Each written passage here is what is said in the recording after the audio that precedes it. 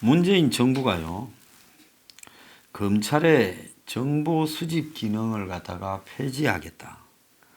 그렇게 지금 검찰개혁위원회, 이것은 법무부의 산하에 있습니다. 여기서 지금 권고를 지금 했습니다. 정권이 시키니까 이런 위원회가 정권 시키는 것을 대신해서 이야기를 하는 거죠. 검찰의 정보 수집이 정치적으로 악용될 우려가 있다고 전면 폐지를 권고를 했습니다. 그러면 검찰은 정보도 수집하지 마라. 그러면 권력형 비리 부패 수사를 검찰이 하지 마라는 이야기입니다. 공수처 이 설치가요, 그냥 그러는 게 아니라 전에부터 문재인 정권이 자기들의 퇴임할 때 되면 검찰이 자기들 뒤를 캐서 깜빵에 쳐넣을까봐 공수처라는 걸 만들어서 자기들 밑에 두고 검찰의 손발을 잘라서 수사권은 경찰에 주고, 이래서 검찰을 그야말로 형식적인 조직으로 만들어서 사실상 해체해버려서 검찰이 칼을 대지 못하도록 하려 하는데, 하나는 수사권을 경찰에 떼주고 하나는 고위공직자는 공수처에 떼주고, 이제 검찰이 정보 수집도 하지 말란다. 그러면 검찰은 머리 팔다리가 없는 몸통만 있는, 팔다리를 묶은 데 이어 이제 검찰의 눈까지 가리려고 한다는 비판이 나오고 있습니다. 어제 대검의 정보 수집을 폐지하라고 검찰개혁위원회가 법무부에 권고를 했습니다. 인권 침해를 방지하기 위해 정보 수사 기소 기능은 가능한 한 분산돼야 되지만 검찰은 광범위한 정보 수집이 기능이 있다. 대검의 범정이라고 있죠. 범죄 정보 수집반. 그거 없애라는 겁니다. 검찰은 특수한 목적을 위한 표적, 선택적 정보 수집이 가능한 정보 부서를 폐지하라고 말을 했습니다. 그러니까 검찰이 정치인이나 정권의 실세 등에 대한 정보 수집을 하지 마라. 정보가 없으면 검찰이 수사도 못할 거 아니냐. 지금 그런 이야기를 하고 있습니다. 자, 인권 침해를 이야기를 하는데, 이 정권 들어서 조국이 2년 2개월 동안 민정수석으로 그야말로 적폐 수사를 하는 동안에 그 대상이 된 사람들한테 인권이라는 게 있었습니까? 깜빵 생활을 하던 전직 대통령 2명에게 인권이라는 게 있었습니까? 오죽 했으면 검찰에 있다가 국정원에 파견된 검사가 자살하는 일까지 벌어졌겠습니까?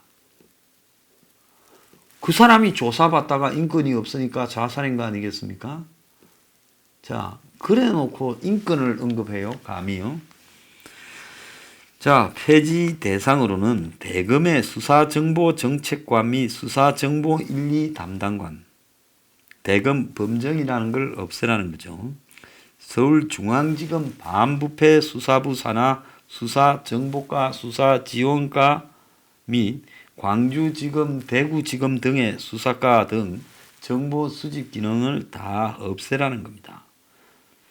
자, 그래서 궁극적으로 이 말은 무슨 말인가 하면, 검찰이 그러지 않아도 범죄정보기획관실을 수사정보정책관으로 문무일 때 개편을 했습니다. 그래서 과거 범정이라는 말도 없어진 거죠, 사실상으로. 그리고 또 동향정보 수집 기능도 없앴는데 이제 수사정보 수집까지도 하지 말라는 겁니다. 이미 검찰은 범죄 수사 정보만 하고 있었는데 이에 대한 인원도 대폭 축소했는데도 이것도 없애라는 겁니다. 범죄정보기획관실이 수사정보정책관실이 되면서 인원도 15명으로 축소됐는데 이제 이것도 없애라는 걸로 지금 이야기를 하고요. 동향 파악 목적의 정보 수집도 이렇게 금지시키고, 그리고 정재계와 정당 사회단체에 대해서 하명 수사로 이어질 수 있는 대검의 직접 수사 권한을 유지하는 논리가 될 수 있으니 아예 이런 정보 자체를 수집하지 말아라. 그리고 사회적 불안을 조성할 우려가 있는 경우 정당 사회단체의 동향이 사회 질서에 중대한 영향을 미칠 우려가 있는 경우 각급 검찰청장이 정보 보고를 위로 해야 된다는 그 규칙도 없애라 이야기를 한 겁니다. 즉 대금이 정치적으로 유지될 수 있는 모든 기능을 다 없애버리겠다라는 거고, 정보 수집 기능을 폐지하면서 남는 인력은 형사부 공판부로 투입해라. 자, 이럴 것 같으면 정권 초부터 이렇게 하지.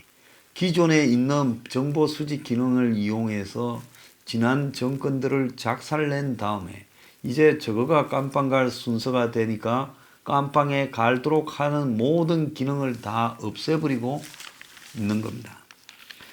자, 검찰 내부에서는 부패는 쉽게 적발을 어렵게 하는 황당한 개혁 방안이다. 자, 이러니 그야말로 권력들이 얼마나 부패할 수 있겠어요? 지금 이 정권 들어서서 부패 의혹이 없습니까? 온 사방에 부패 의혹이 난무하고 있잖아요. 그런데도 불구하고 부패는 쉽게, 그 적발은 어렵게 눈을 가려버리고 있는 겁니다. 검찰이 부정부패 범죄 단서를 수집하면 왜 안 되는 것이냐? 자, 이제 이렇게 되면 영화에 나오는 내부자들 같은 데 나오는 검사가 소신을 갖고 권력 부패를 척결하는 것이 가능하겠어요? 자, 한 부장 검사는 이번 조치는 검찰의 눈과 귀를 막겠다는 거다. 현 정부 출범 이후 검찰의 여론을 동향을 살피던 범죄 정보 수집 기능을 완전히 폐지했고 범정 조직을 대폭 축소했는데도 이런 변화는 인정하지 않고 또 그야말로 완전히 정보 수집을 없애버리라고 압박하고 있다는 겁니다. 민주당의 민주정책연구원이 만드는 자료에도 이런 검찰의 기능을 완전히 없애버리는 내용이 지금 담겨 있는데요. 특정 정치 성향을 가지고 있던 조직이 만드는 대로 그것이 지금 검찰을 이렇게 사법기구를 이렇게 통제하고 그리고 조작하는 그런 쪽으로 몰고 가는 것 같아. 수십 년간 검찰이 쌓이고 쌓여서 현재와 같은 모양성을 가지게 된 것은 그만한 이유가 있는 건데 그 역사성, 내려오면서 생긴 이유가 있는 사유들을 다 없애버린다는 겁니다. 한 공적 조직이 이렇게 여러 가지 기능과 기구를 가지고 이렇게 온 것은 그 조직이 필요한 목적들이 쌓이고 쌓여서 이런저런 기구의 이름들을 가지고 온 겁니다. 한국적인 상황에서 권력형 부패는요, 얼마나 뿌리가 깊고 접근하기가 어려운데 그나마 검찰의 범정 등에서 그런 정보를 수집해 있다가 정권이 권력이 정점에 이를 때는 단속하지 못하지만 정권이 하산길에 이르렀을 때는 검찰이 그걸 빼들어서 반드시 딜을 쳤습니다. 조금 타이밍을 놓칠 뿐이지 한국적 현실에서 검찰이 그나마 정의를 세우기 위해서 할 수 있는 일을 하고, 그러니까 대통령의 형이나 동생이나 가족이나 아들이나 측근들이 깜빵에 갈 수 있었던 것이지, 현직 대통령 하에서 이런 기능을 다 없애버리면 어떻게 지금 갈 수 있겠느냐는 겁니다. 자, 대법원이요, 조국 마누라와 동생의 구속영장을 담당한 판사들을 향한 과도한 비난 여론이 좀 부적절하다고 우려하는 의견을 갖다가 지금 이 국회에 좀 피력을 했습니다. 이 국감에 대한 답변서로서 낸 부분인데요. 지금 송경호 판사의 사진과 양력을 첨부해서 과도한 지금 욕설을 퍼붓고 있다는 겁니다. 자, 명재근 판사는 우측 진영에서 송경호는 지금 좌측 진영에서 이렇게 비판을 하고 있다는데요. 자, 명재균 같은 경우에 우리가 결정이 아주 우습게 잘못됐다라는 부분은 비판했습니다. 그런 부분은 할 수 있죠. 근데 그 이상을 넘어서 이 사람의 신상을 틀고 하는 일은 잘하지 않고 있습니다. 그걸 같이 갖다 붙이는 것은 잘못된 건데요. 인터넷에 이들 판사의 얼굴에다가 영정을 합성하고 판사 쓰레기를 합쳐서 판내기라는 신조어를 쓰고 부고, 효수, 화행 같은 이런 단어를 붙이고 그리고 집회 팜플렛에 그런 것들을 언급하고 신상을 트는 건 이런 일들은 매우 잘못됐다라고 저는 보고 있습니다. 그런데 대법원이 이런 문제에 대해서 의견을 제시하려면 민주당 산하 민주연구원이 조국에 대한 영장 부분 앞두고 사법개혁의 필요성을 이렇게 한 부분도 매우 강하게 비판을 해야 되는 것이죠. 그러지 않습니까? 여당이 특정인에 대한 영장을 앞두고 사법부를 비판하는 부분은 옳은 것이냐? 아주 잘못됐다 저는 보고 있습니다. 한국당이요. 자신들의 그 전용 유튜버에 애니메이션을 하나 만들었습니다. 오른소리 가족이라고요. 그래서 그 속에 문재인을 벌거벗은 임금님이라고 이렇게 해서 그 4분 30초쯤 되는 분량에 이 벌거벗은 임금님 애니메이션을 실었는데 이 오른소리 가족의 할아버지 캐릭터가 손자 손녀들에게 전래 동화를 이렇게 이야기해주는 형식 속에 이야기 속에 등장한 문재인이 신하들이 건넨 투명한 안보 재킷, 경제 바지, 인사 넥타이를 착용한 팬티 바람으로 등장한다는 겁니다.